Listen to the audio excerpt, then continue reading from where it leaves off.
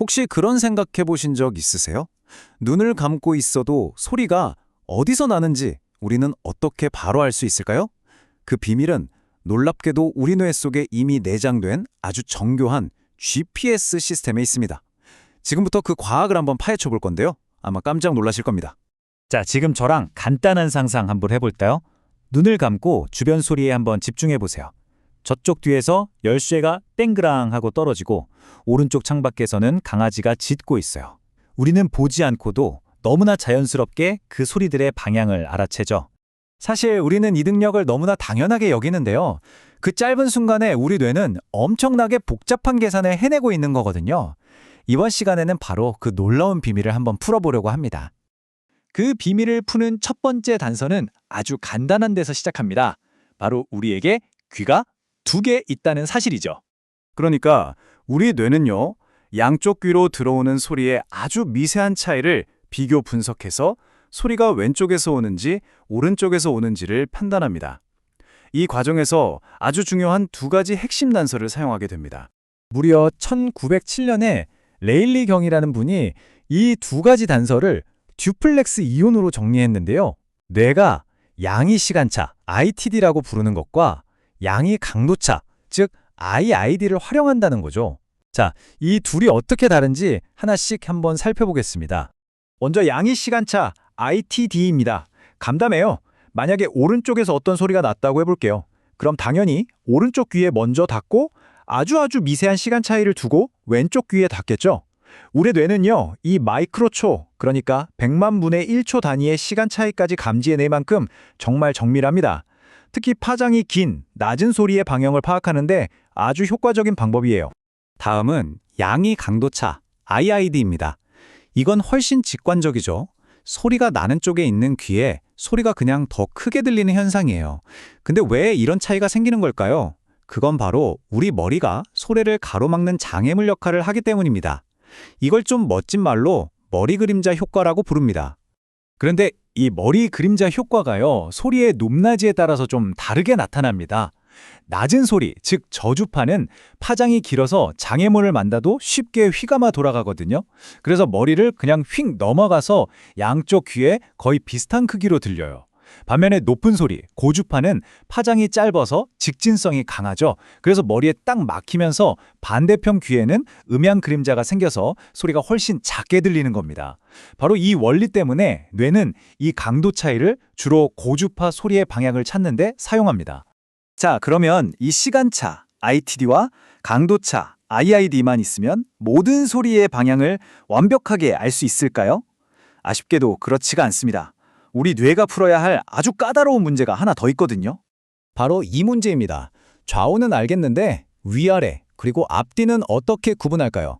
심지어 정면에서 나는 소리나 정면 위에서 나는 소리, 또 완전히 뒤에서 나는 소리가 양쪽 귀에 도달하는 시간과 강도 차이가 완전히 똑같은 지점들이 존재합니다. 이것이 바로 그 유명한 혼동의 원뿔이라는 문제입니다. 지금 보시는 이 그림처럼요. 원뿔 표면 위에 있는 어떤 지점에서 소리가 나더라도 우리 양쪽 귀까지 도달하는 거리와 각도가 같기 때문에 동일한 시간차와 강도차를 만들어낼 수 있다는 거죠. 이러면 뇌 입장에서는 소리가 앞에서 오는지 뒤에서 오는지 위에서 오는지 알 길이 없게 됩니다. 그래서 추가 정보가 필요해지는 거죠. 그럼 우리 뇌는 이 어려운 문제를 어떻게 해결할까요? 여기서 2가지 정말 강력한 비밀병기가 등장합니다. 첫 번째는 바로 우리 각자의 독특한 귓바퀴 모양이고요. 2번째는 우리가 거의 무의식적으로 하는 아주 미세한 머리 움직임입니다. 자, 여기가 정말 기가 막힌 부분입니다. 사람마다 지문처럼 다르게 생긴 이 귓바퀴의 복잡한 굴곡 있잖아요. 이게 사실은 개인 맞춤형 음향 필터 역할을 합니다. 소리가 귀 속으로 들어오기 전에 이 굴곡들에 부딪히고 반사되면서 주파수 특성이 미세하게 바뀌는 거예요.